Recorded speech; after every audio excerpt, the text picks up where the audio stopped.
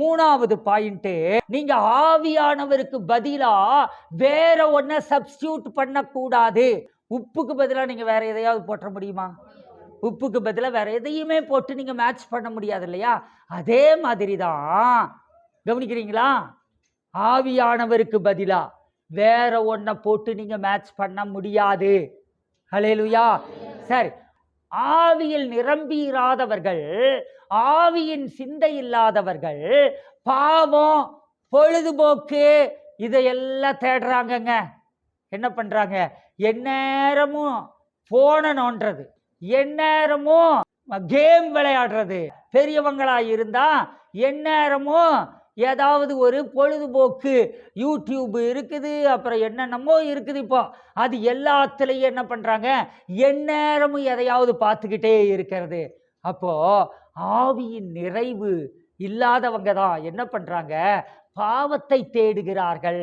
அதே நேரத்துல பாவத்தினால சப்ஸ்டியூட் பண்றாங்க.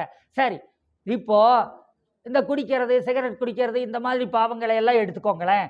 எதுக்காக அவங்க என்ன செய்யறாங்க? அதை செய்யறாங்க. அது மூலமா எனக்கு ஒரு அற்ப சந்தோஷம் எனக்குள்ள வருதுங்கிறதுக்காக அதை செய்யறாங்க இல்லையா? அதே மாதிரி கவலையா இருக்குது, அதனால எனக்கு அது மூலமா ஒரு ஆறுதல் கிடைக்கும் அப்படின்னு ஒரு சப்ஸ்டியூட்டா அதை யூஸ் பண்றாங்க. ஆனா ஆவியானவரை தவிர உங்களுக்கு அந்த குடி வந்து என்ன பண்ண முடியாதுங்க, அங்க சப்ஸ்டியூட் ஆக முடியாது. அதனாலதான் எபேசியர் 5:18 பவுல் சொல்றாரு, துன்மார்க்கத்திற்கு ஏதுவான மதுபான வெறி கொள்ளாமல் ஆவியினால் நிறைந்து. ஹல்லேலூயா. இப்போ எல்லாரும் அப்படியே கண்ண மூடி, உங்களுக்கு சப்ஸ்டியூட் எதுன்னு உங்களுக்கு தெரியும், எனக்கு தெரியாது. உங்க வாழ்க்கையில சப்ஸ்டியூட்டா எதை யூஸ் பண்றீங்க? யூடியூபை யூஸ் பண்றீங்களா அல்லது இன்ஸ்டாகிராமை யூஸ்? எல்லாரும் கண்ண மூடி பாருங்க பார்க்கலாம். உங்களுக்கு சப்ஸ்டியூட்டா ஆவியானவருக்கு பதிலா யூடியூபை யூஸ் பண்றீங்களா? இன்ஸ்டாகிராமை யூஸ் பண்றீங்களா? பெரியவங்க நாடகத்தை யூஸ் பண்றீங்களா அல்லது சினிமாவை யூஸ் பண்றீங்களா? சப்ஸ்டியூட்டா வேற என்ன யூஸ் பண்றீங்க? வேற எந்த விதமான பாவத்தை யூஸ் பண்றீங்க? சின்ன வாலிப பிள்ளைகள் பசங்களை, பொம்பளை பிள்ளைகள் பசங்களை சப்ஸ்டியூட்டா அங்கிருந்து ஒரு சந்தோஷம் வரும், ஆறுதல் வரும், ஒரு மனமகிழ்ச்சி வரும்னு பார்க்குறீங்களா? அதே மாதிரி பசங்க பிள்ளைகளை, எனக்கு அங்கிருந்து ஒரு ஆறுதல் வரும், சந்தோஷம் வரும், அப்படின்ட்டு எனக்கு ஒரு அன்பு கிடைக்கும், ஒரு காதல் வரும்னு அங்க நீங்க பார்த்துக்கிட்டு இருக்கிறீங்களா? அப்போ இது மாதிரி உங்களுடைய வாழ்க்கையில எது சப்ஸ்டியூட் அப்படிங்கிறத பாருங்க பார்க்கலாம்.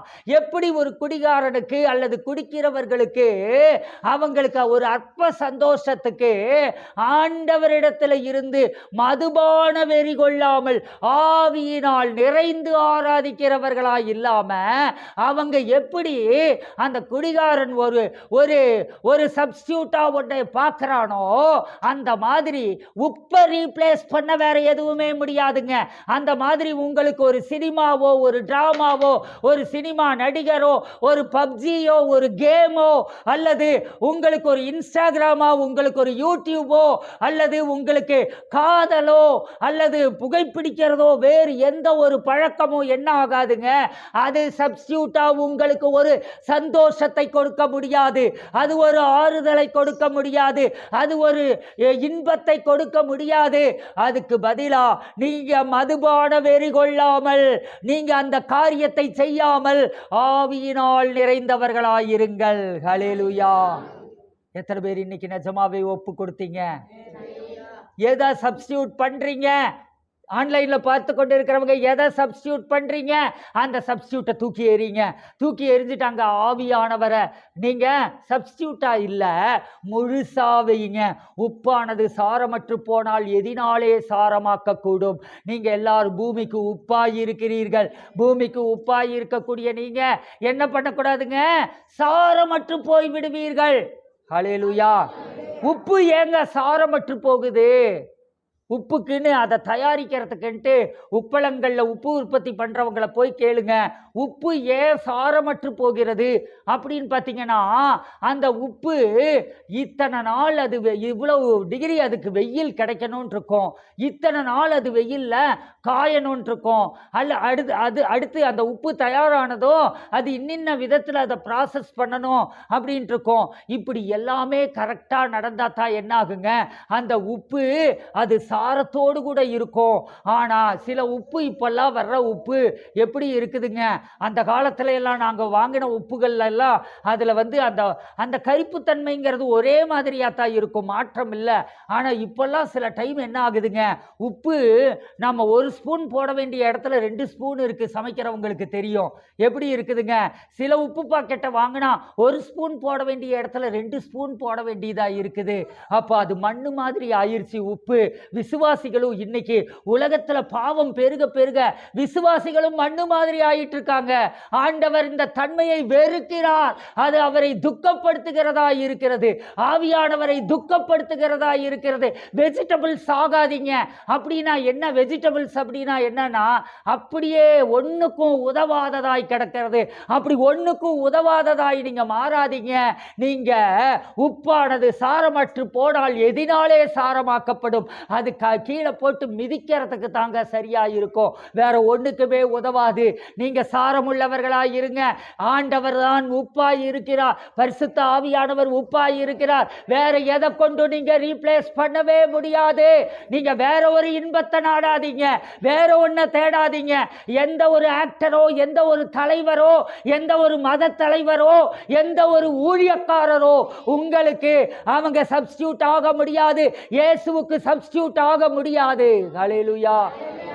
இன்னைக்கு எப்படி ஆயிருச்சுன்னு பார்த்தீங்கன்னா, கிறிஸ்டியானிட்டி ஃபேன் பேஸ்டா மாறிடுச்சு. ஃபேன் பேஸ்ட் அப்படின்னா என்னதுங்க, விஜய்க்கு ஒரு ரசிகர் மன்றம் இருக்குது, அஜித்துக்கு ஒரு ரசிகர் மன்றம் இருக்குது. அது மாதிரி ஊழியக்காரங்க வந்தா என்ன பண்றாங்க, அவங்களுக்கு பயங்கரமா மாலை போட்டு தார தப்பட்டா அடிச்சு வரவேற்கிறார்கள், ஊழியக்காரர்களை வரவேற்கிறாங்க. அதே மாதிரி ஊழியக்காரர்களும் என்ன பண்றாங்க, ஆண்டவரை நோக்கி ஜனங்களை நடத்துறதுக்கு பதிலாக அவங்க என்ன பண்றாங்க, அவங்க தன்னை நோக்கி நடத்துகிறார்கள். இது இன்னைக்கு தான் இல்லை, இது ஆதிகாலம் முதற்கொண்டே இருக்குது. நானும் ஊழியத்துக்கு வந்த நாள்ல இருந்து இதை பார்க்கிறேன், ஆனா அதையும் நான் பார்த்திருக்கிறேன். ஆனா சில வல்லமையான ஊழியக்காரர்கள் நம்முடைய பட்டணத்துக்கும் நான் கடந்து போன இடங்களுக்கெல்லாம் போகும்போது அவங்க சொல்லுவாங்க, இங்கே சுகமாக்குகிறவர் நான் அல்ல, இயேசுவே உங்களை சுகமாக்குகிறார் அப்படின்னு சொல்லிட்டு அவ்வளவு உலகம் முழுவதும் போய் ஊழியத்தை செய்கிற அந்த ஊழியக்காரர்கள் என்ன நோக்கி பார்க்காதீங்க, என்கிட்ட வராதீங்க, இயேசுவை நோக்கி பாருங்கள், இயேசுவை நோக்கி பார்க்கிற போது நீங்கள் சுகமடைவீர்கள் அப்படின்னு சொல்லி கொடுத்தாங்க. இன்னைக்கு எல்லாம் என்ன பண்றாங்க, ஒவ்வொருத்தரும் ஒரு பட்டம் வச்சுக்கிறாங்க, ஒவ்வொரு பதவி வச்சுக்கிறாங்க. வச்சுக்கிட்டு அவங்க என்ன செய்யறாங்க, ஆண்டவரை நோக்கி பார்க்க வைப்பதற்கு பதிலாக தங்களையே நோக்கி ஜனங்களை திருப்புகிறார்கள். தங்களையே சுற்றி சுற்றி ஒரு விக்கிரகத்தை சுத்தி வர்ற மாதிரி தங்களை ஜனங்களுக்கு ஒரு விக்கிரகமாக்கி விடுகிறார்கள். ஹல்லேலூயா. ஒரு காலம் ஊழியங்கள் இப்படி இருக்கக்கூடாது. அப்படி இருக்கக்கூடிய ஊழியங்கள் மின்னுவதை போல இருக்கலாம், மின்னுவதெல்லாம் பொன்னல்ல. விசுவாசிகளே ஏமாந்து போகாதீர்கள். ஹல்லேலூயா. அப்போ உங்களை யார் தேவனை நோக்கி திருப்புவார்களோ, யார் ஆண்டவரை நோக்கி டைரக்டா திருப்படுங்க, நாங்க இன்டைரக்டா பண்றோம், இதெல்லாம் சும்மாங்க, அதெல்லாம் கிடையாது. ஆண்டவரை நோக்கி டைரக்டா யார் திருப்புறாங்களோ அவங்க தான் கர்த்தருடைய ஊழியத்தை உண்மையும் உத்தமமாய் செய்கிறவர்கள். ஹல்லேலூயா. அதனால சப்ஸ்டியூட் யாருமே கிடையாதுங்க. ஊழியக்காரன் சப்ஸ்டியூட் ஆக முடியாதே, நடிகர்கள் சப்ஸ்டியூட் ஆக முடியாது, அரசியல் தலைவர்கள் சப்ஸ்டியூட் ஆக முடியாது. எல்லா விதத்திலும் ஆண்டவர் ஆண்டவர் தான். உப்பு உப்பு தான். விசுவாசி, நீயும் ஒரு உப்பு, நீ உப்பாக மட்டும்தான் இருக்கணும். ஹல்லேலூயா. சாரமற்று போகாதே.